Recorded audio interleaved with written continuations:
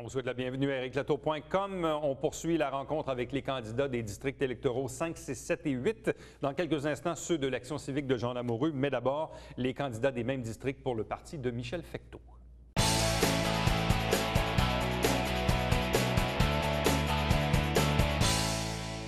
On poursuit avec la présentation des différents candidats dans les districts électoraux de Saint-Jean-sur-Richelieu, cette fois avec les districts 5, 6, 7 et 8, avec des candidats du parti Fecteau. Je vous les présente à l'instant. D'abord dans Saint-Edmond-Saint-Lucien, Francis Frappier. Bonsoir. Bonsoar. Patricia Poisson dans NDL et Saint-Gérard-Ouest. Bonsoir. Bonsoir, M. Latour. Jacques Plante dans l'Acadie. Bonsoir. De même que Stéphane Sanson dans le Vieux-Saint-Luc. Bonsoir et bienvenue. Bonsoir. Je vais commencer avec Francis Frappier.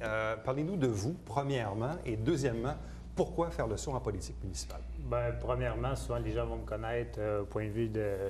Au niveau les citoyens vont me connaître et les gens de la ville au point de vue de mon travail, bien entendu. C'est là qu'on est souvent défini.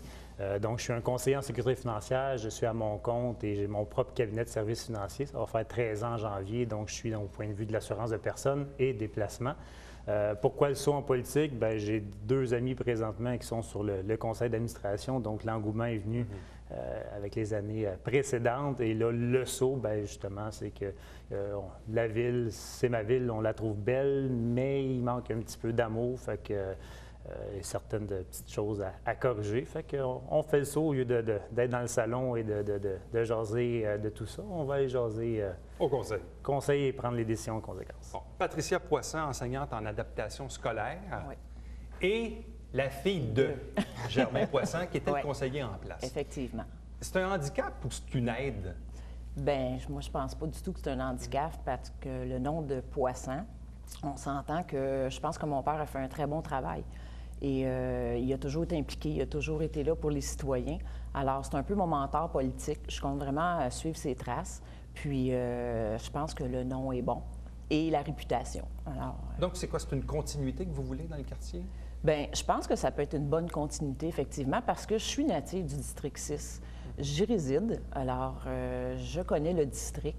Je pense qu'en quelque part, bien, je peux faire cette continuation-là facilement. Là. Qu'est-ce que c'est un travail d'enseignante en adaptation scolaire?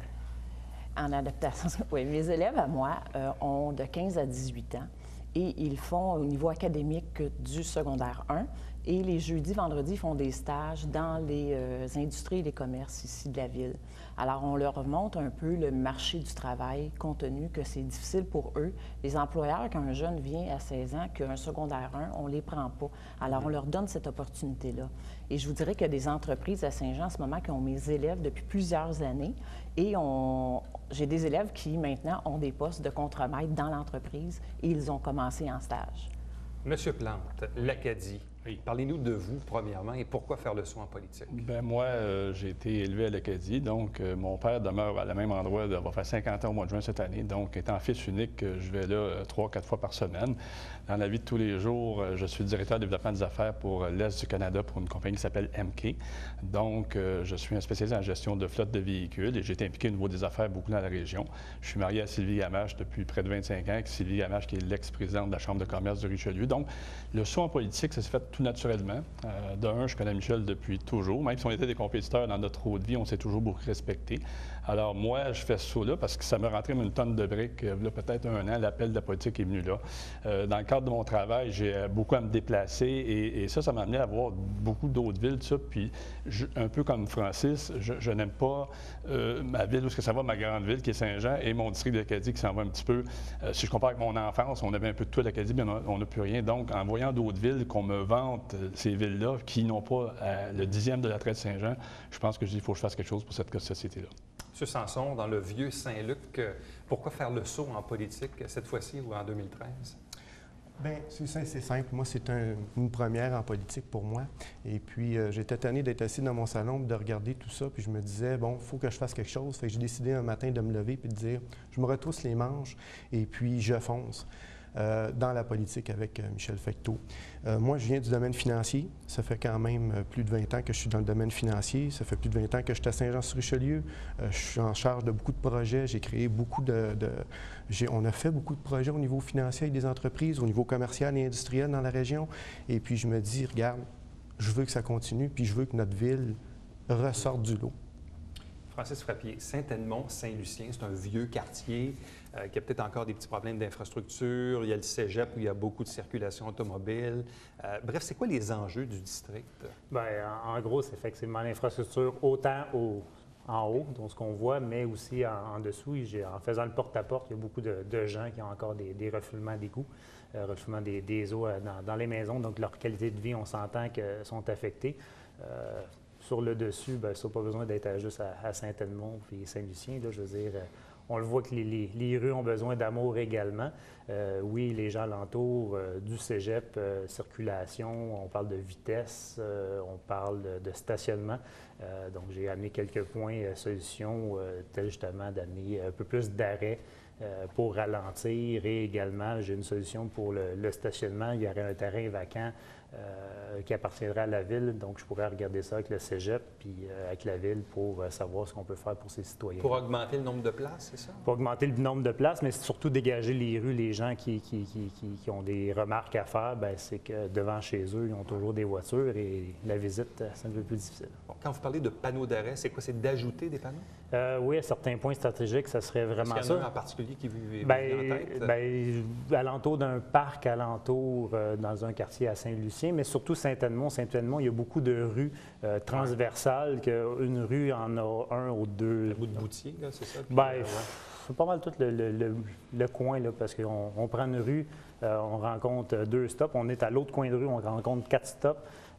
Les gens deviennent j'en fais-tu un, j'en fais pas un, puis je parle beaucoup avec les gens sur les coins de terrain, puis il y a souvent des accrochages.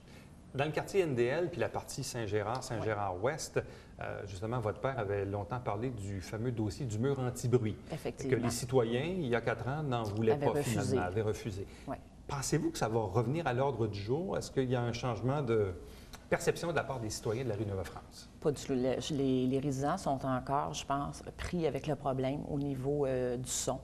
Dans le porte-à-porte, on l'a bien ressenti.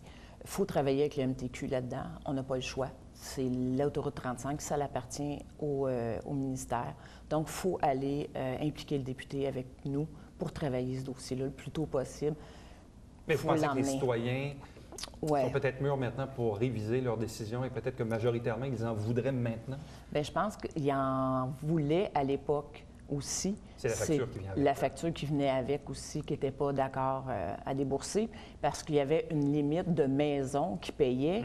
Tu fais que la 3e maison, tu payais, puis la 4e, tu payais pas. Alors, les gens étaient un peu mécontents de ça, puis je les comprends aussi. Alors, où on met la limite, c'était par rapport aux décibels.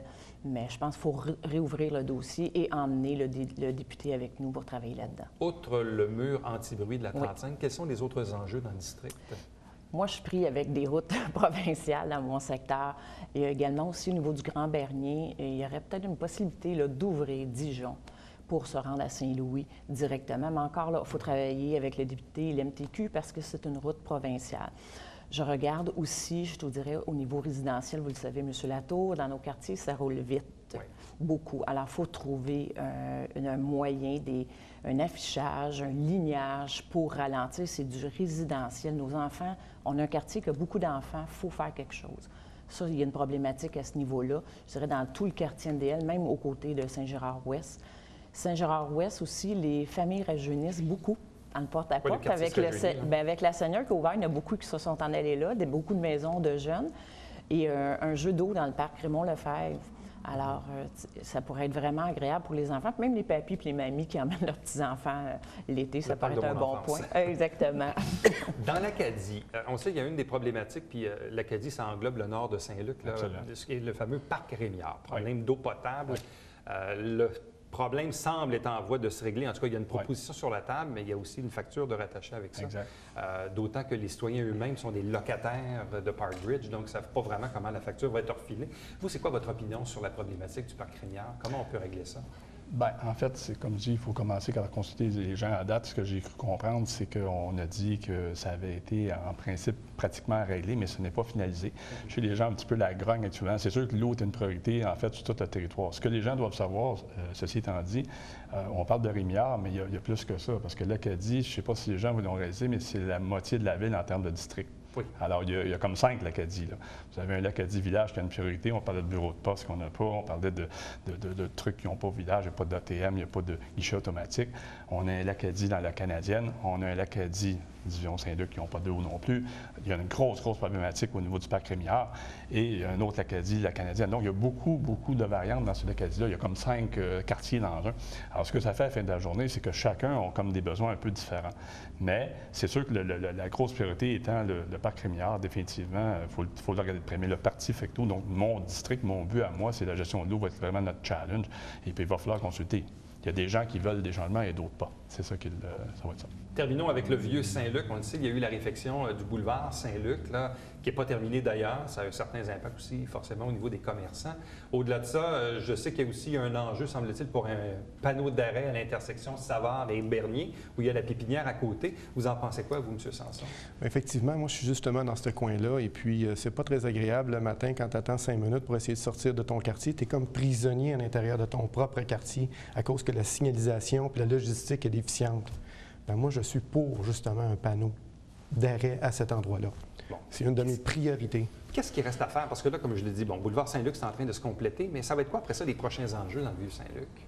Bien, en fait, au niveau de Saint-Luc, avec la signalisation, etc., il y a la vitesse aussi au niveau des routes à l'intérieur de ce district-là. Il y a beaucoup d'enfants dans ce coin-là. Les jeunes familles sont préoccupées.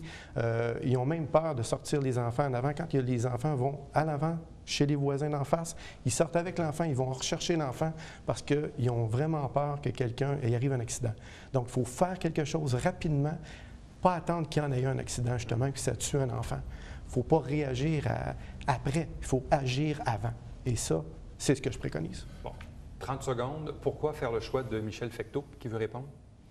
Moi, j'ai travaillé beaucoup avec Michel Fecteau au niveau Club Lyon, S.O.Richelieu, Gala du Homard, que je fais depuis plusieurs années avec lui.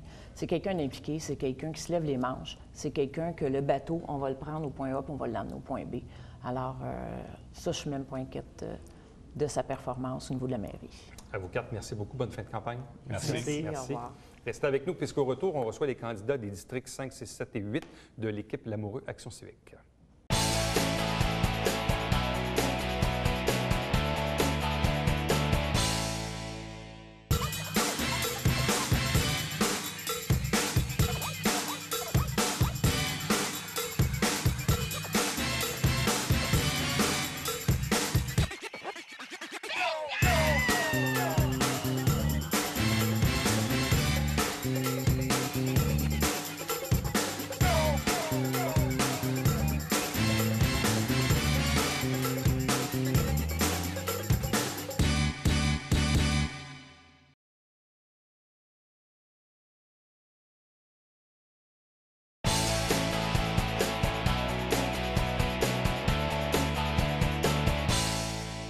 On poursuit la présentation des différents candidats dans les districts électoraux de Saint-Jean-sur-Richelieu. Si vous ne le savez pas déjà, il y a une élection le 3 novembre prochain. Il y a plus de 80 candidats au grand total de cette ville et 6 équipes, notamment l'Action civique, qui ce soir est représentée dans les districts 5, 6, 7 et 8 par James Falls. Bonsoir à vous. Bonsoir, M. De même que Mme Nicole Thibodeau. Bonsoir à vous. David de Couture. Bonsoir. Et Carole Lemère. Bonsoir et bienvenue. Bonsoir, Éric. Je vais commencer avec vous, M. Falls, parce que je pense que ce n'est pas la première élection à laquelle vous participez. Vous avez bien raison. Alors, dans cet élément, ça va faire la 3e fois. Troisième tentative. Oui. Pourquoi revenir encore pour une 3e fois? Parce que j'ai ça à cœur. J'ai ma ville à cœur, mon quartier à cœur. Je suis maintenant jeune retraité, donc très disponible. Et je n'apprécie pas tellement la façon que la ville a été gérée depuis au moins une douzaine d'années. Alors, on veut essayer de changer bien des choses. Bon. Pourquoi faire le choix de l'Action civique? Parce que si je ne me trompe pas, vous étiez indépendant. Toujours indépendant. Ouais. Bon. Et là, j'ai eu de la visite. J'ai eu Jean Lamoureux qui est venu cogner à ma porte et qui est venu me recruter. Alors, on nous a passé de longues heures à discuter de différents dossiers. Et j'ai vu en Jean quelqu'un de vraiment très, très connaissant et très, très compétent. C'est vraiment quelqu'un qui est à la hauteur du poste de maire. Il maîtrise ses dossiers comme j'ai jamais vu personne maîtriser des dossiers. Que ce soit en environnement, que ce soit en fiscalité, que ce soit les infrastructures, que ce soit les ressources humaines. Jean, pour moi, est le choix de l'année. Madame Thibodeau, vous aussi, vous étiez candidate en 2009 sous l'Action civique avec M. Lamoureux. Vous revenez une deuxième fois. Pourquoi? Avec la même volonté de vouloir servir mes concitoyens. J'ai remarqué que malheureusement, depuis 4 ans, il n'y a rien qui a avancé beaucoup dans le secteur. On parlait tantôt au niveau des enfants, de la sécurité des enfants. Il n'y a rien qui s'est fait depuis 4 ans à ce niveau-là encore. C'est encore stagnant. Donc, il y a beaucoup de choses qui n'ont pas été faites, qui auraient dû être faites. C'est ça. Je reviens pour accomplir cette tâche. Parlez-nous de vous. Vous êtes toujours impliqué dans le yoga? Toujours, mais pas juste dans le yoga. Ouais. Je suis impliquée dans différents organismes communautaires aussi. Je travaille en commerce international également avec Pierre Tremblay, dans Pierre Tremblay Import, évidemment. Mais je suis mère d'enfants aussi et tout ça, ça se multiplie. Monsieur Couture, dans l'Acadie, si je ne me trompe pas, vous aussi, c'est une deuxième tentative? Deuxième tentative, oui. Avec l'Action civique toujours, vous étiez là en 2009. Pourquoi revenir à nouveau? Sincèrement, c'est un peu la même chose que les autres ont dit avant moi, c'est que ça n'a pas bougé. Puis moi, ça fait bien plus que 4 ans que ça n'a pas bougé. Ça n'a pas bougé depuis les fusions, en fait. L'Acadie, je dirais, c'est comme une bonne équipe de hockey, puis là, il est temps de revenir à la base. Premièrement, que ce soit je vous dirais un exemple qui est assez simple. Juste quand je faisais mon porte-à-porte, les gens disaient « ça roule vite, pourquoi on ne demande pas que des policiers viennent de temps en temps? » La seule chose que j'ai vue qui a progressé dans mon L'Acadie Saint-Luc depuis les 4 dernières années, c'est mes taxes. Puis moi, quand mes clients me confient de l'argent, ils me demandent quelque chose en retour. Vous travaillez dans quel domaine? Les services financiers. Je suis directeur des ventes pour une équipe. J'ai 12 conseillers planificateurs financiers qui travaillent pour moi, mais je travaille pour une grosse compagnie de services financiers. Je ne veux pas faire de pub, là. Et je vous dirais quelques dizaines de milliers de clients, quelques dizaines de millions d'actifs de gestion. Donc, je suis quelqu'un qui est capable de gérer son stress aussi. Madame la maire, dans le Vieux-Saint-Luc, vous aussi, c'est une deuxième tentative et également sous la bannière de l'Action civique. Pourquoi? Tout à fait. Parce que, bon, c'est la deuxième fois que je me présente avec l'Action civique parce que j'ai remarqué, puis même dans mon porte-à-porte, j'en entends parler beaucoup, que les communications entre les citoyens et la Ville ne se sont pas améliorées, bien au contraire. Les gens entendent parler de la Ville une fois par 4 ans ou à peu près, ou quand ils en entendent parler, c'est pour avoir des faits accomplis. Nous, on s'est fait faire des promesses dans notre secteur par mon prédécesseur. Et ces promesses-là, comme entre autres, par exemple, les pistes cyclables, c'est quelque chose qui me tient vraiment à cœur, le raccord des pistes cyclables. J'ai eu moi-même un petit accident déjà. Et oui, tout à fait, avec le bras dans le plat, tout ça. Et puis, bon, alors, je considère qu'on risque notre vie à vouloir descendre sur le bord de l'eau. Saint-Luc, c'est une belle place. La ville de Saint-Jean, c'est une belle ville. Et on n'a pas les infrastructures au niveau des sports, au niveau même des infrastructures normales, des rues, tout ça. Bon. Alors, il y a tellement de choses qui n'ont pas été faites et qu'on nous a promis dans notre secteur. Seulement l'éclairage sur la rue Savard, ça aussi, c'est épouvantable. Bon, je reviens à vous, M. Force, dans Saint-Edmond-Saint-Lucien. C'est un vieux quartier qui a besoin notamment de réfection de rue. Il y a toujours la problématique du quadrilatère du cégep qui est très occupé. Comment on peut réussir à diluer un peu ou à dégager le quadrilatère du cégep? C'était une promesse électorale du conseiller actuel, là, M. Stéphane Legrand, un engagement qu'il n'a pas tenu. Okay? Ça fait quand même 11 ans que M. Legrand est en place.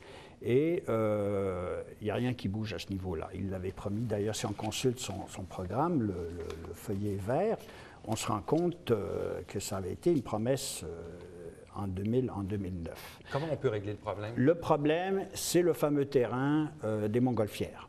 Okay? Jean Lamoureux est très présent dans mon quartier. Il fait énormément de porte-à-porte.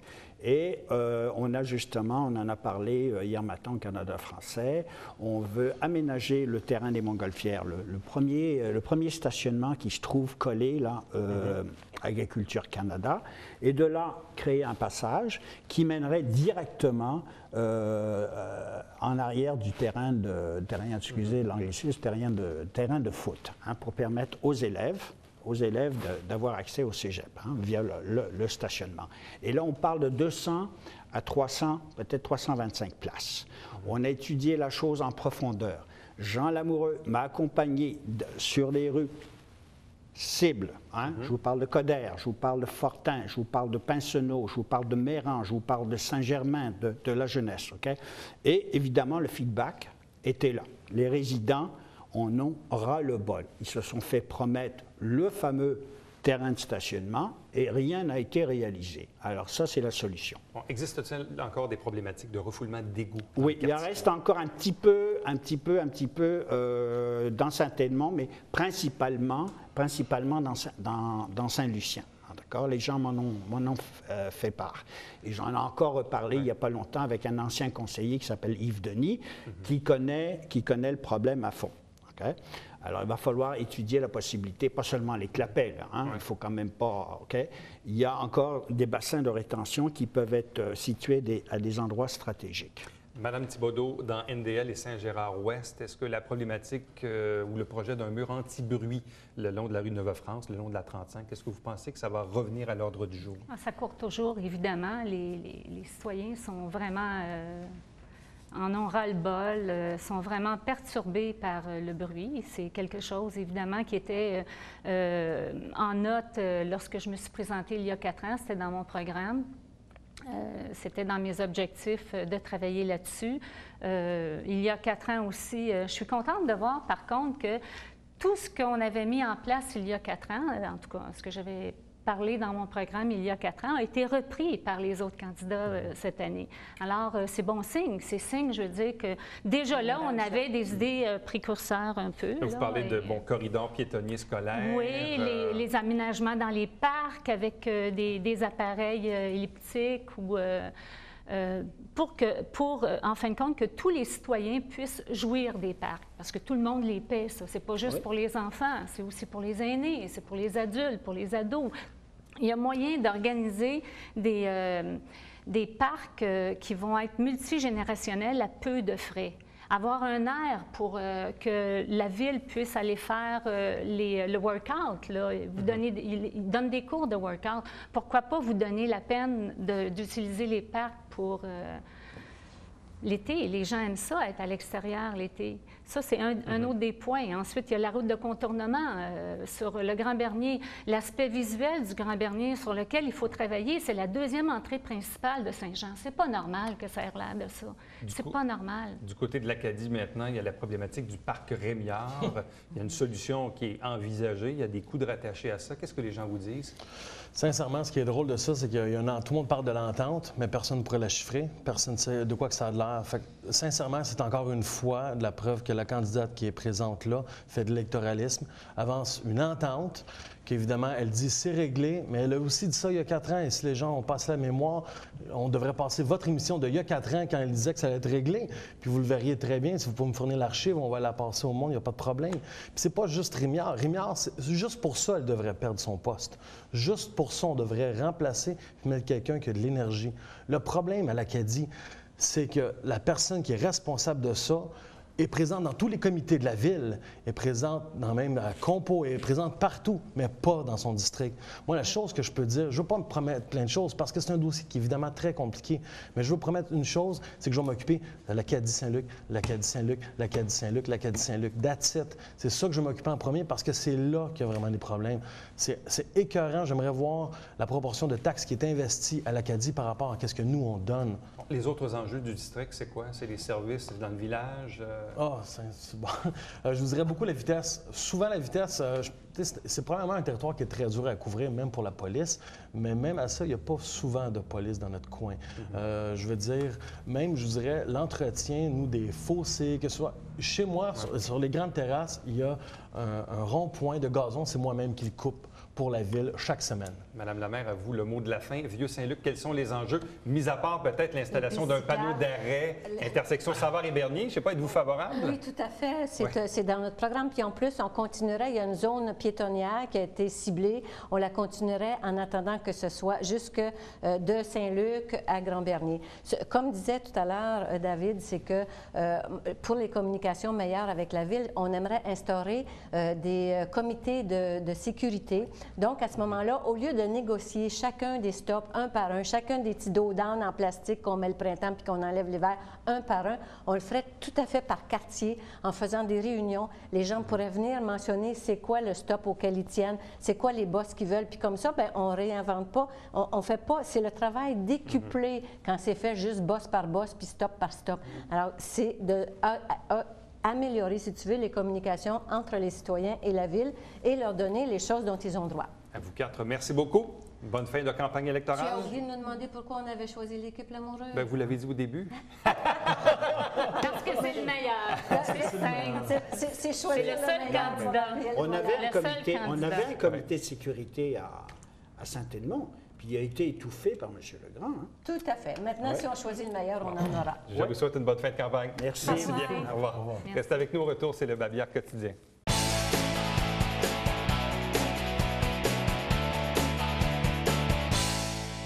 Un peu partout au Québec, du 19 au 26 octobre, c'est la semaine des bibliothèques et dans la région de Saint-Jean-sur-Richelieu, bien évidemment, il y a des activités durant cette semaine. Pour vous renseigner, vous allez sur le site Internet de la Ville. Le mercredi 16 octobre, au Cabaret-Théâtre du Vieux-Saint-Jean, c'est le débat des candidats à la mairie, organisé conjointement par la génération XYZ et la télévision du Richelieu. 8 des 9 candidats ont accepté l'invitation, sauf Khaled Khalil, qui, lui, a refusé toute invitation à tout débat. Et ce débat sera par la suite diffusé sur les ondes de la télé aux heures et dates indiquées à l'écran. Télébingo, 3 500 $ en prix à chaque semaine, tous les dimanches matins à 9h30, en direct bien sûr au Câble Neuf. Et vous pouvez acheter vos cartes dans une trentaine d'endroits sur le territoire du Haut-Richelieu et Rouville.